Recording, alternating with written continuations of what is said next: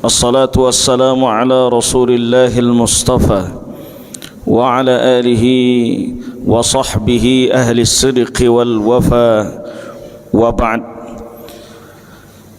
Yang saya muliakan para alim ulama, cerdik pandai, para tokoh-tokoh masyarakat, para buya yang insyaallah dirahmati Allah Subhanahu wa taala, Bapak Ibu jamaah Masjid Raya An-Nur Provinsi Riau yang insyaallah senantiasa mendapatkan naungan rahmat dan ridha Allah Subhanahu wa taala. Pada pagi yang berbahagia ini insyaallah taala kita akan mengkaji salah satu kitab sirah nabawiyah, yaitu kitab Nuril Yaqin fi Sirati Sayyidil Mursalin. Sebenarnya ada beberapa kitab induk dalam sirah nabawiyah.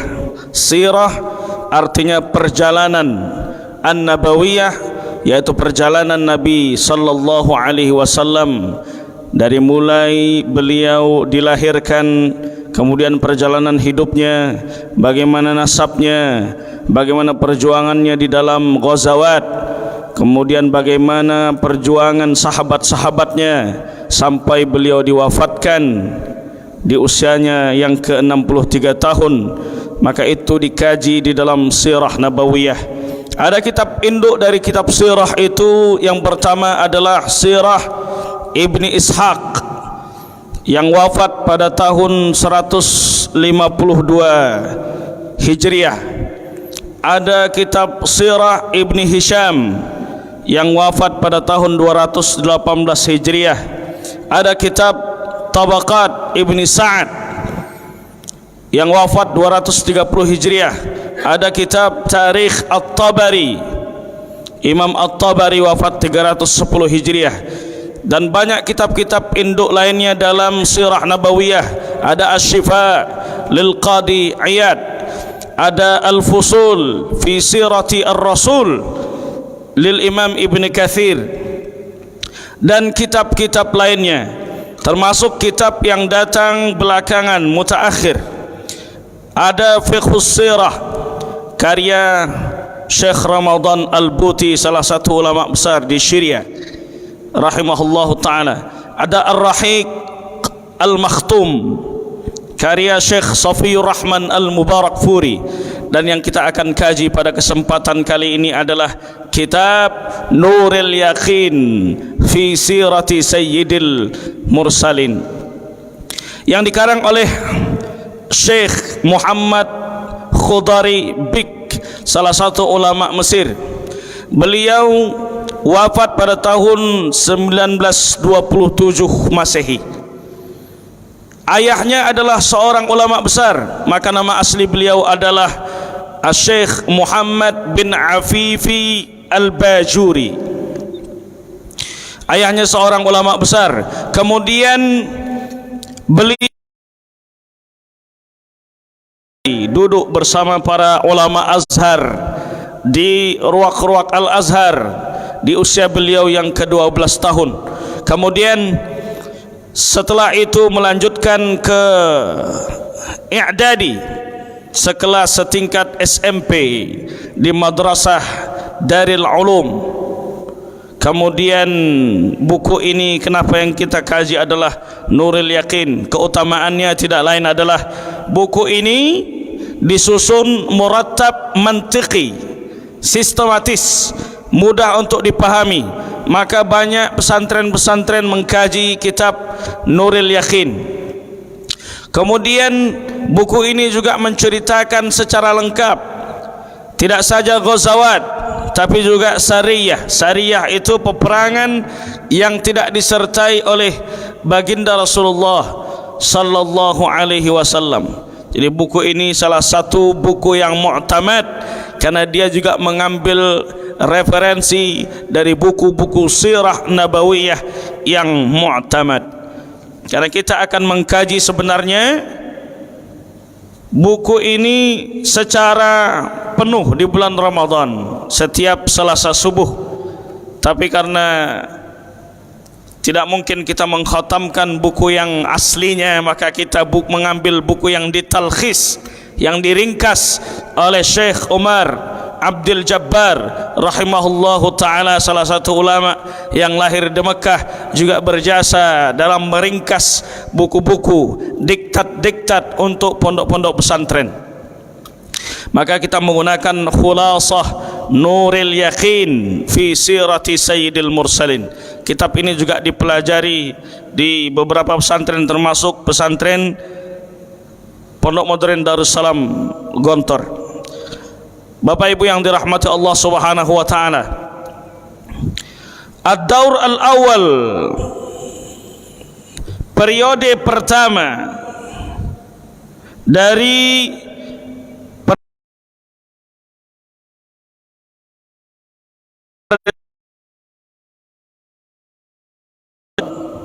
seluruh manusia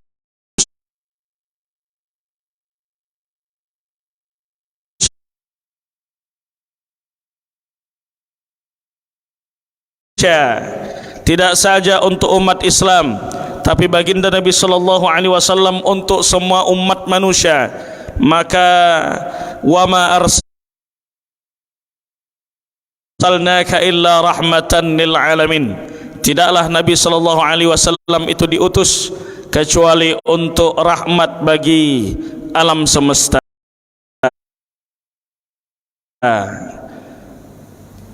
Wa akhirul anbiya, dan beliau juga merupakan khatamun nabiyyin, penutup para nabi. Maka tak ada nabi lagi selain baginda Nabi sallallahu alaihi wasallam.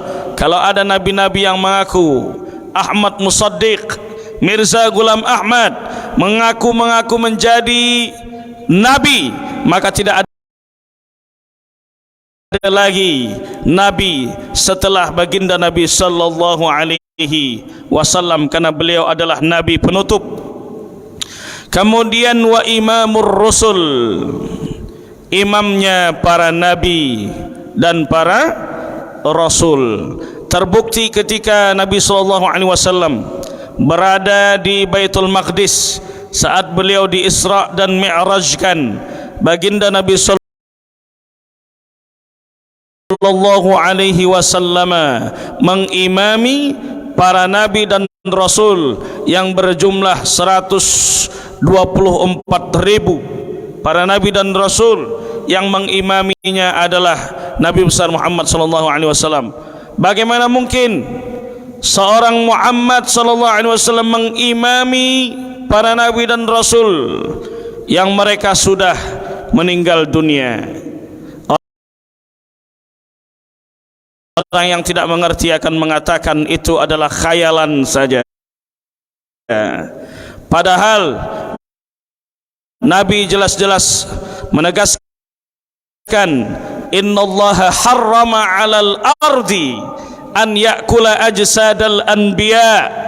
Allah mengharamkan kepada tanah, kepada bumi untuk melenyapkan, untuk menelan, untuk menghanguskan jasad para nabi dan rasul. Karena konteks daripada Isra dan Mi'raj itu tidak lain adalah linuriyahu min ayatina, untuk memperlihatkan sebagian dari tanda-tanda kebesaran kami. Maka kalau untuk menciptakan langit dan bumi ini sesuatu yang mudah bagi Allah, apalagi untuk meniupkan kembali ruh para nabi dan rasul ke dalam jasad-jasad mereka, yang jasad-jasad mereka itu tidak akan pernah dimakan oleh cacing tanah. Ja'a bid-dinil islami, Nabi Muhammad sallallahu alaihi wasallam datang membawa agama Islam. Alladzi la yaqbalu Allahu yaumal qiyamati dinan ghairahu, yang Allah tidak akan menerima agama selain agama Islam pada hari kiamat. Inna dina indallahil Islam, agama yang diridai oleh Allah adalah agama Islam. Kemudian Allah berfirman, wa may yabtaghi ghairal islami dina fala yuqbala minhu wa huwa fil akhirati minal khasirin. Orang yang mencari agama selain daripada agama Islam, maka tak akan pernah diterima amalnya di hadapan Allah Subhanahu wa taala. Nanti di hari kiamat dia menjadi orang-orang yang merugi, karena nilai-nilai apa yang pernah dia lakukan tak bernilai di sisi Allah Subhanahu wa taala. Wa huwa min nasli sadati Quraisy ashrafi qabilatin fi Makkah al-Mukarramati. Dan Nabi sallallahu alaihi wasallam itu terlahir dari suku yang paling mulia dari bangsa Arab, yaitu suku Quraisy yang ada di kota Makkah al-Mukarramah. Quraisy adalah bangsa terbaik, suku terbaik. Walaupun kita tidak dimuliakan karena suku, kita tidak dimuliakan karena nasab, kita tidak dimuliakan karena warna kulit, Nabi sendiri yang menegaskan, kulluna min Adam wa Adam min turab, la fadla li arabiyyin wala ajamiyyin illa bittaqwa. Kita semua dari Nabi Adam, dan Nabi Adam terlahir tercipta dari tanah. Tidak ada kemuliaan bagi orang Arab dan orang non-Arab ajami kecuali dengan takwa. Inna akramakum indallahi atqakum. Bahasa Al-Quran yang ada sekarang, Rasmu Utsmani, itu juga merupakan bahasa Arab terbaik, yaitu bahasa Arab Quraisy. Karena pada masa Abu Bakar Siddiq, Bapak Ibu sekalian, Quran itu dikumpulkan menggunakan sab'atul ahruf. Kata para ulama yang menguasai ulumul Quran, sab'atul ahruf itu bukan 7 bahasa, bukan 7 huruf, bukan 7 qiraah, tapi 7 bahasa. Bahasa itu adalah bahasa Arab, semuanya bahasa Arab. Bahasa Arab Khazail, bahasa Arab Khaza'ah, bahasa Arab Yaman, bahasa Arab Quraisy. Kabilah-kabilah yang ada dalam bangsa Arab itu dikumpulkanlah. Quran itu menggunakan 7 bahasa. Tapi ketika pada masa Sayyidina Utsman bin Affan, bahasa itu yang 6 dihilangkan, dinasakh. Yang ditinggalkan adalah satu bahasa Arab terbaik, yaitu bahasa Arab Quraisy. Dikhawatirkan nanti terjadi fitnah di kalangan para umat Islam, disebabkan karena adanya lahjah selain daripada lahjah bahasa Arab terbaik, maka dipilih bahasa Arab Quraisy. Pada masa Sayyidina Ali bin Abi Thalib, karena banyak manusia umat ini datang masuk Islam dari suku-suku atau dari bangsa yang non-Arab, dikhawatirkan nanti lahjah mereka ini, lahjah orang non-Arab ini mempengaruhi bahasa yang ada di Al-Quran.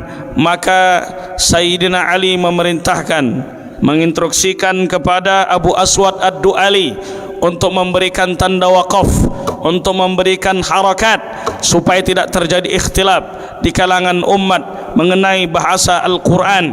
Maka itulah cikal bakal munculnya ilmu Nahwu yang digagas oleh Abu Aswad Ad-Du'ali. Wa yattasilu nasabuhu bi Ismail bin Ibrahim alaihimassalam. Kemudian bersambung nasab baginda Nabi sallallahu alaihi wasallam itu sampai kepada Nabi Ismail dan sampai pula kepada Nabi Ibrahim alaihimassalam. Maka nasab Nabi Muhammad sallallahu alaihi wasallam terjaga.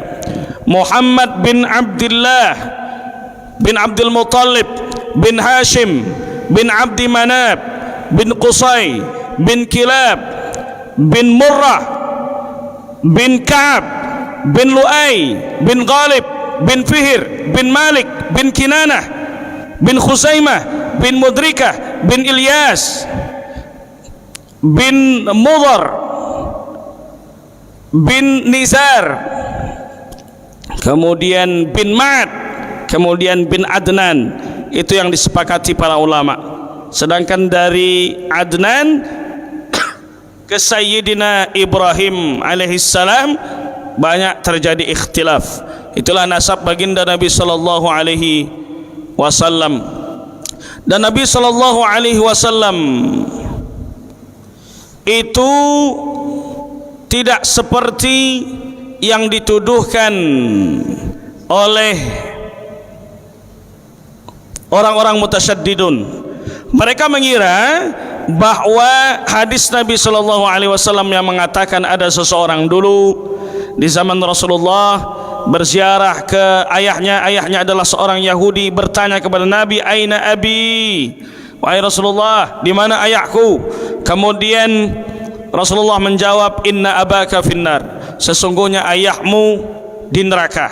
Kemudian masam wajahnya. Lalu Nabi menjawab, "Inna abi wa abaka finnar." Sesungguhnya ayahku dan ayahmu ada di dalam neraka. Lalu mereka secara tekstual memahami yang dimaksud dengan ayah di situ adalah ayah Nabi sallallahu alaihi wasallam Abdullah. Padahal Abdullah adalah termasuk ahlul fatrah.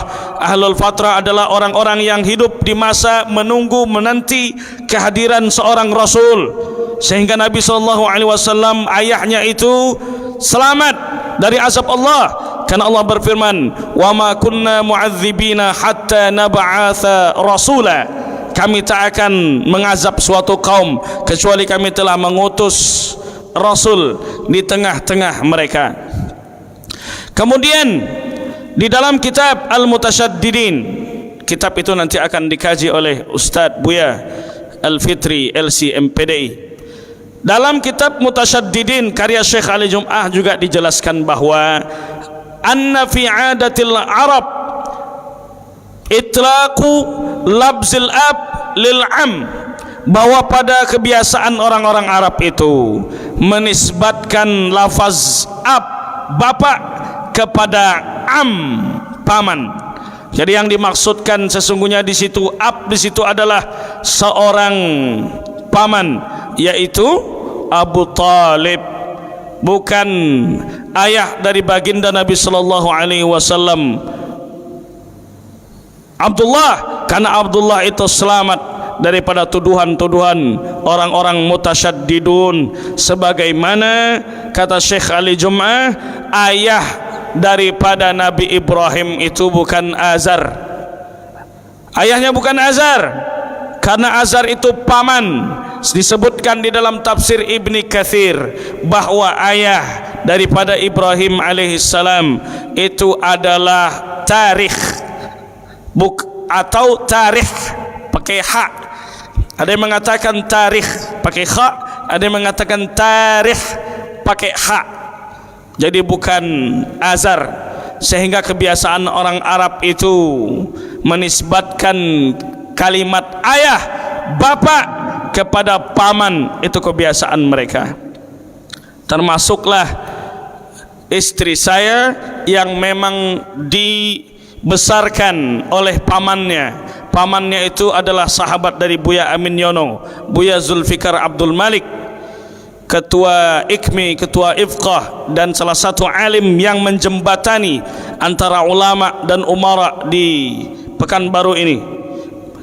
Beliaulah almarhum yang membesarkan istri saya, dan istri ini memanggil dengan panggilan ayah saking dekatnya, dan memang itu kebiasaan di antara kita. Kebetulan istri saya ini Pak, kecil, dari kecil sudah yatim piatu. Yang membesarkan itu almarhum. Dulu beliau juga imam besar di Masjid Raya An-Nur pada masanya. Bapak Ibu yang dirahmati Allah Subhanahu wa taala, maka Abdullah, ayah dari Nabi sallallahu alaihi wasallam, terjaga nasabnya sampai Nabi Ismail, sampai Nabi Ibrahim, sampai Nabi Adam alaihi salam. Nasabuhu wa wafatu walidihi, nasabnya, keturunannya, kemudian wafatnya ayahanda. Waliduhu, ayahnya adalah Abdullah bin Abdul Muttalib bin Abdul Muttalib bin Hashim bin Abdi Manaf bin Qusay bin Kilab. Wa ummuhu Aminah bintu Wahab bin Abdi Manaf bin Zuhrah bin Kilab, fatajtami'u ummuhu ma'a walidihi fi jaddihil khamis wa huwa Kilab.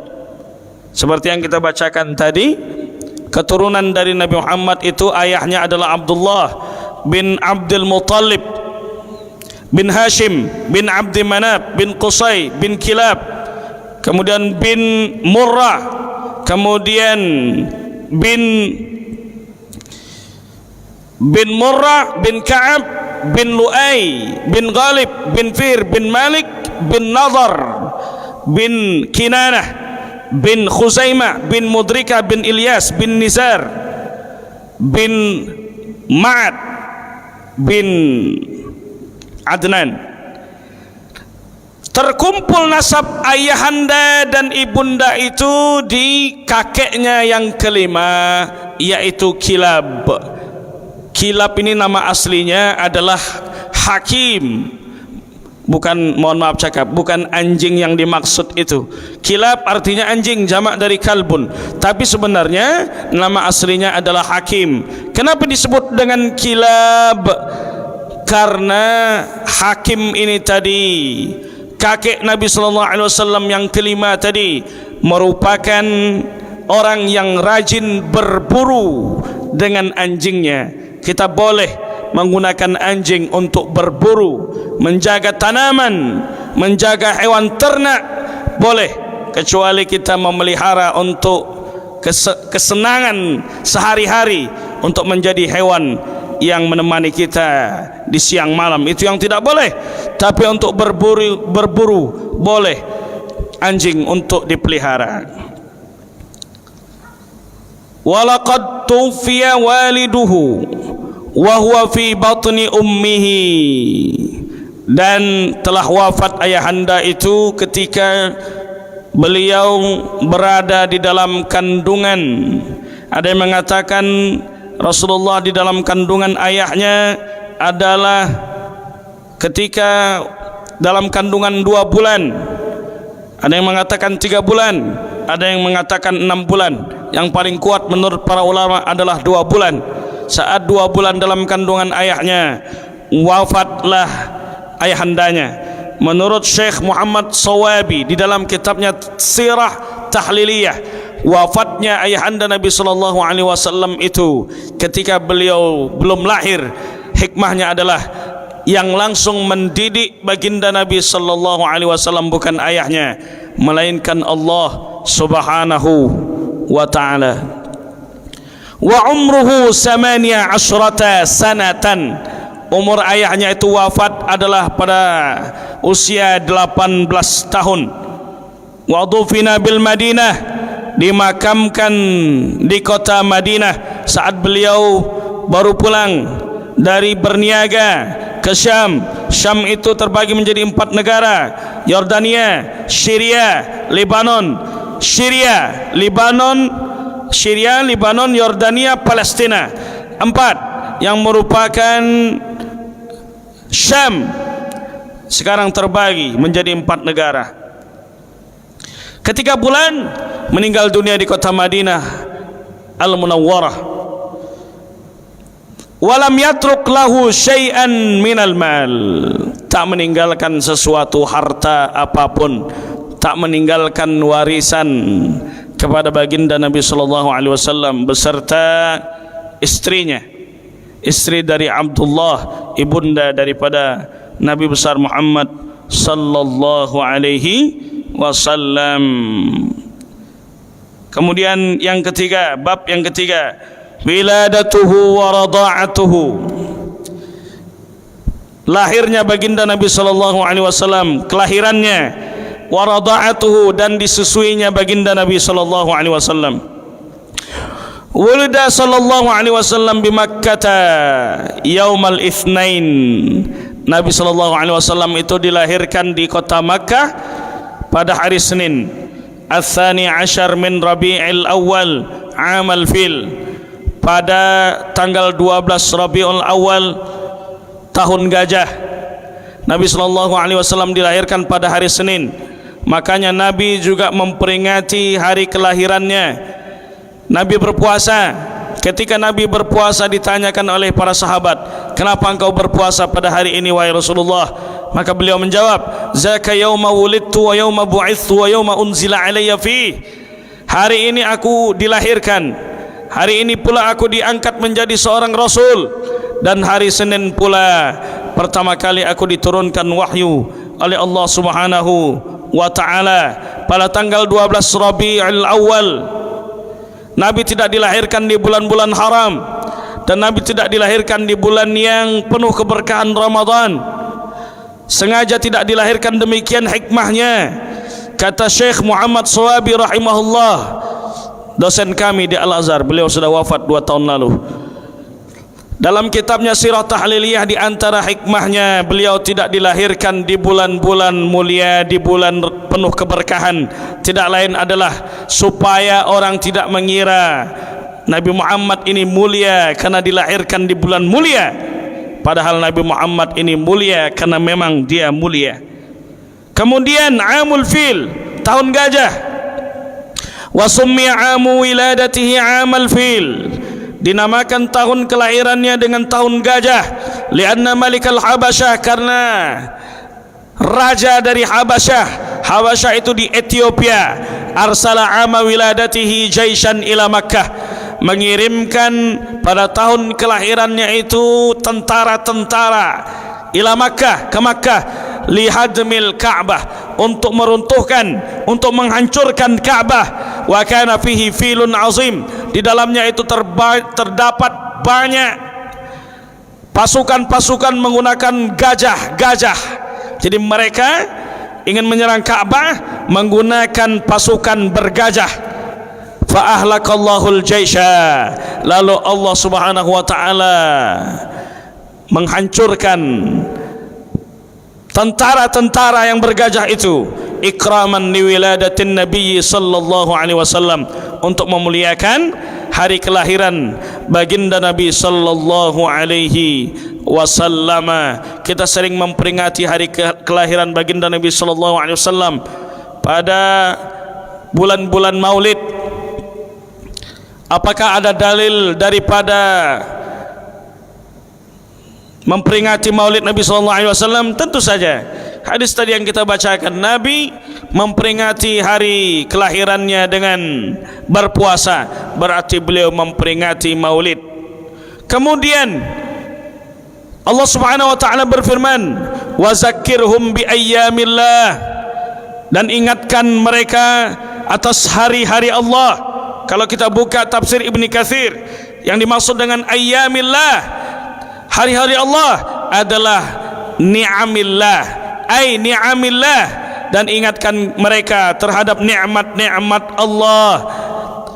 Diutusnya Nabi sallallahu alaihi wasallam kepada kita semua menjadi sosok suri tauladan yang menunjukkan kita ke jalan yang lurus, ke jalan yang penuh dengan hidayah.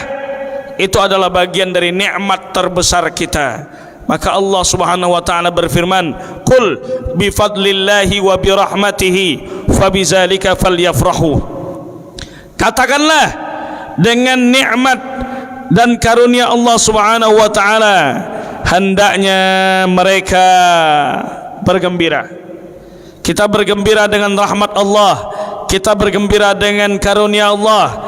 Di antara karunia itu adalah wa ma arsalnaka illa rahmatan lil alamin, diutusnya baginda Nabi sallallahu alaihi wasallam sebagai rahmat bagi alam semesta. Oleh sebab itu kita memperingati Maulid Nabi sallallahu alaihi wasallam sejatinya berbahagia atas nikmat terbesar dalam hidup kita, yaitu diutusnya baginda Nabi sallallahu alaihi wasallam. Wa arda'athu ba'da ummihi Thuwaibatul Aslamiyah, dan yang menyusui baginda Nabi sallallahu alaihi wasallam setelah ibundanya, jadi ibundanya beberapa bulan saja menyusui, kemudian dilanjutkan oleh Suwaibah Al-Aslamiyah, khadimatu ammihi Abi Lahab. Suwaibah Al-Aslamiyah adalah budak daripada pamannya Abu Lahab. Suwaibah Al-Aslamiyah di dalam riwayat dikatakan beliau dibebaskan oleh tuannya yaitu Abu Lahab, karena setelah wafatnya saudaranya Abdullah, ini ayah daripada Nabi sallallahu alaihi wasallam, muncul rasa iba dalam hati Abu Lahab. Ini saudaraku telah meninggal dunia, sekarang tinggal istrinya, bagaimana nanti ketika lahir? Maka Suwaibah, kalau seandainya nanti lahir anak laki-laki, beri kabar aku, berikan berita kepadaku. Maka ketika lahir Nabi Muhammad sallallahu alaihi wasallam, Suwaibah al-Aslamiyah itu memberitahu tuannya Abu Lahab, wahai Abu Lahab, wahai tuanku, bahwa Aminah telah melahirkan dan anaknya laki-laki. Kemudian Abu Lahab bergembira. Abu Lahab bergembira dengan lahirnya keponakannya laki-laki. Kalau perempuan tentu dibunuhnya, tapi karena laki-laki dia gembira. Kemudian dia membebaskan Suwaibah al-Aslamiyah, anti hurrah liwajhillah, engkau sekarang bebas wahai Suwaibah. Maka setelah itu dikatakan dalam riwayat bahwa Abbas, saudaranya pula, ayah dari Ibnu Abbas, Abdullah, bahwa Abbas bermimpi Abu Lahab ini setiap hari Senin dia mendapatkan keringanan azab. Karena apa? Karena dia bahagia dengan kelahiran Rasulullah sallallahu alaihi wasallam. Oleh sebab itu Syekh Syihabuddin Ad-Dimashqi menulis syair yang bunyinya, idza kana hadza kafiran jaa dhammuhu wa tabbat yadahu fil jahimi mukhallada. Kalau seandainya seorang kafir ini Abu Lahab, yang dia celaka, yang dia kekal di dalam api nerakanya Allah Subhanahu wa taala, ata fi kulli yaumil itsnaini daima, setiap hari Senin, selalu pada hari Senin, yukhaffafu anhu lisururi bi ahmada, diringankan azabnya karena dia gembira dengan kelahiran Muhammad sallallahu alaihi wasallam. Famazzannu bil abdil ladzi kana umruhu bi ahmada masruran wa mata muwahhida. Bagaimana menurut kalian dengan orang yang setiap hari dia gembira dengan Rasulullah, setiap hari dia mengikuti sunnah-sunnah baginda Rasulullah, kemudian dia mati dalam kondisi bertauhid? Tentu saja dia akan mendapatkan kemuliaan selamat di dunia dan selamat pula di akhirat nanti. Kemudian yang menyusui baginda Nabi sallallahu alaihi wasallam adalah Halimatus Sa'diyah, summa Halimatus Sa'diyatu ila an balagha umruhu 4 sanawat. Itulah Halimah Sa'diyah yang menyusui baginda Nabi sallallahu alaihi wasallam. Wafatu ummihi wa adanatuhu, wafatu ummihi wa adanatuhu, wafatnya ibunda Nabi sallallahu alaihi wasallam Aminah, kemudian diasuhnya baginda Nabi sallallahu alaihi wasallam. Tuwfiyat ummuhu sallallahu alaihi wasallam wa huwa fi sadisati min umrihi, wafatnya ibunda dari Nabi sallallahu alaihi wasallam dan dia sedang berada di usia yang ke-6 tahun.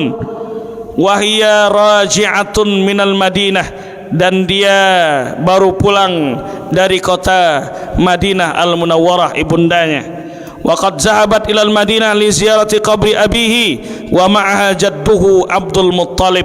Dan Aminah berangkat ke kota Madinah untuk ziarah ke makam ayah dari baginda Nabi sallallahu alaihi wasallam, yaitu Abdullah, yang membersamainya adalah kakek, yaitu Abdul Muttalib. Jadi Bapak Ibu, yang memberi nama Nabi besar Muhammad SAW itu dengan Muhammad adalah kakeknya Abdul Muttalib.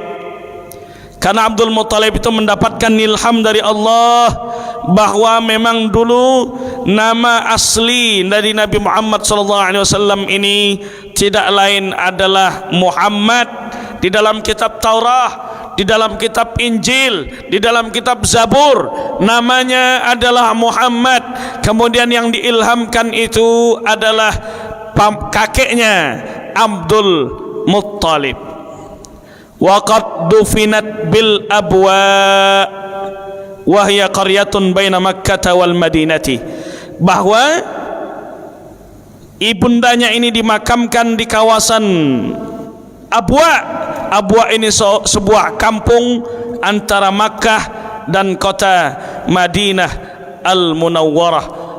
Fa'adanathu Ummu Aiman khadimatu abihi Abdullah. Kemudian dilanjutkan yang mengasuh baginda Nabi sallallahu alaihi wasallam adalah Ummu Aiman, khadimah, pembantu dari ayahnya Abdullah. Kemudian tarbiyatuhu wa wafatu jaddihi, pendidikan yang diterima oleh baginda Nabi dan wafatnya kakeknya.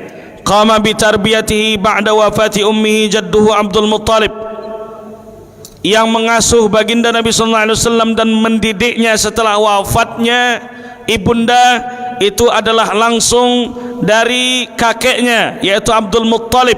Wa kana yuhibbuhu akthar min hubbihi li auladihi. Cinta Abdul Muttalib kepada Rasulullah sallallahu alaihi wasallam lebih besar daripada cintanya kepada anak-anaknya, dan mestinya kita demikian pula. Cinta kita kepada Rasulullah itu lebih besar daripada cinta kita kepada anak kita, kepada istri kita, suami kita, sanak saudara kita, kerabat kita. Karena Nabi SAW menegaskan, salasun man kunna fihi wajada halawatal iman. 3 yang dia mendapatkan kenikmatan iman. Ada 3. An yakuna Allah wa rasuluhu ahabba ilaihi mimma siwahuma.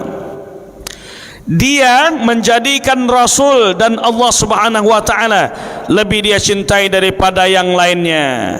Di antaranya itu, yaitu kita mencintai baginda Nabi sallallahu alaihi wasallam karena Allah Subhanahu wa taala, dan kita betul-betul cinta daripada mencintai yang lain.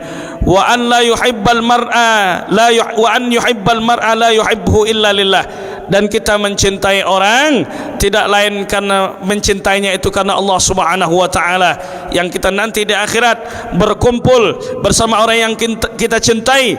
Al mar'u ma'a man ahabba, dikumpulkan di akhirat. Al mutahabbuna bi jalalihi, dikumpulkan orang-orang yang saling mencintai karena Allah.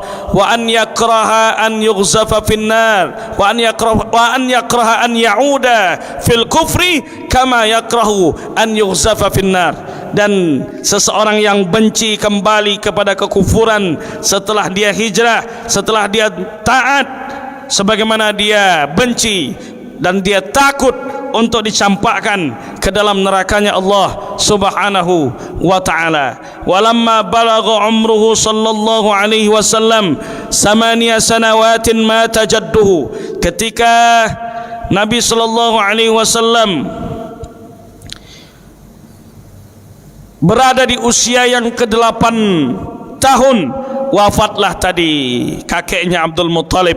Ba'da an kafalahu sanatain, setelah dia mengasuh Rasulullah sallallahu alaihi wasallam selama 2 tahun.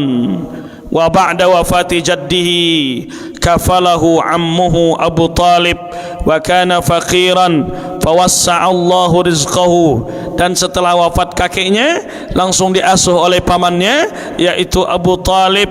Dan Abu Talib adalah seorang yang fakir, kemudian Allah yang meluaskan. Wa wassa'allahu ta'ala rizqahu, Allah yang meluaskan rezekinya.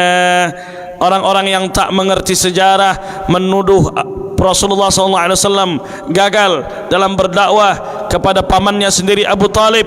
Pamannya tak sanggup masuk Islam, tak bersyahadat, berarti Nabi Muhammad gagal dalam berdakwah. Orang yang tak tahu sejarah akan berkata demikian. Padahal kalau kita baca syair daripada Abu Talib yang disampaikan Abu Talib, apa kata Abu Talib? Laqad alimtu anna dina Muhammadin khairu adyanil bariyah. Aku tahu agama Muhammad ini agama yang terbaik. Laulal malamah au hizalil masabbah lawajadtani samhan bidzalika ad-dini mubayyina. Kalau bukan karena caci maki, sumpah serapah dari pemuka-pemuka kafir Quraisy, maka kalian akan mendapatiku menerima agama ini secara nyata. Banyak orang-orang dari pemuka-pemuka Quraisy ingin membunuh Abu Talib kalau dia meninggalkan agama kakek moyangnya. Atarqabu an millati Abdul Muttalib, apakah engkau sanggup meninggalkan agama Abdul Muttalib, wahai Abu Talib? Maka saat itu turun firman Allah Subhanahu wa ta'ala, innaka la tahdi man ahbabta walakinallaha yahdi man yasha. Engkau tak dapat memberikan hidayah kepada siapa saja yang engkau cintai, tapi Allah memberikan hidayah kepada siapa saja yang Dia kehendaki. Oleh sebab itu, hidayah adalah hak prerogatif Allah Subhanahu wa ta'ala. Wa kana sallallahu alaihi wasallam fi muddati kafalati ammihi qani'an bima qasamahu Allah ta'ala wa yassarahu lahu. Dan ketika Rasulullah sallallahu alaihi wasallam pada masa diasuh oleh pamannya, qani'an, puas dengan apa yang telah Allah tetapkan dan Allah mudahkan segala urusan itu. Pamannya itulah yang memberikan pendidikan, yang mengajak untuk berniaga ke Syam. Pamannya itulah yang melindungi baginda Nabi sallallahu alaihi wasallam, pasang badan melindungi Nabi sallallahu alaihi wasallam saat orang-orang kafir Quraisy ingin membunuh Muhammad sallallahu alaihi wasallam. Itulah kesetiaan pamannya Abu Talib. Tapi hidayah sekali lagi adalah hak prerogatif Allah Subhanahu wa ta'ala. Karena kita sudah sampai waktu untuk salat sunnah isyraq, mungkin kita lanjutkan insyaallah ta'ala di pertemuan selanjutnya. Terima kasih atas segala perhatian dan mohon maaf atas segala kekurangan. Allahumma ja'alna minal ladzina yastami'una al-qawla fayattabi'una ahsanah. Al-Fatihah. A'udzubillahi minasyaitonir rajim. Bismillahirrahmanirrahim. Alhamdulillahi rabbil alamin arrahmanir rahim maliki yaumiddin. Iyyaka na'budu wa iyyaka nasta'in ihdinas siratal mustaqim siratal ladzina an'amta 'alaihim ghairil maghdubi 'alaihim waladdallin. Amin. Amin. A'udzubillahi minasyaitonir rajim. Bismillahirrahmanirrahim. Alhamdulillahi rabbil alamin wassalatu wassalamu ala asyrafil anbiya'i wal mursalin wa ala alihi wa sahbihi rasulillahi ajma'in. اللهم إنا نسألك الهدى والتقى والعفاف والغنى. اللهم إنك عفو كريم تحب العفو فاعف عنا يا كريم. اللهم إنا نسألك رضاك والجنة ونعوذ بك من سخطك والنار. اللهم إنا نسألك إيمانا دائما وقلبا خاشعا ويقينا صادقا وعملا متقبلا ورزقا واسعا مباركا وشفاء من كل داء وسقم برحمتك يا أرحم الراحمين. ربنا آتنا في الدنيا حسنة وفي الآخرة حسنة وقنا عذاب النار. وصلى الله على سيدنا محمد وعلى آله وصحبه وسلم والحمد لله رب العالمين. السلام عليكم ورحمة الله وبركاته.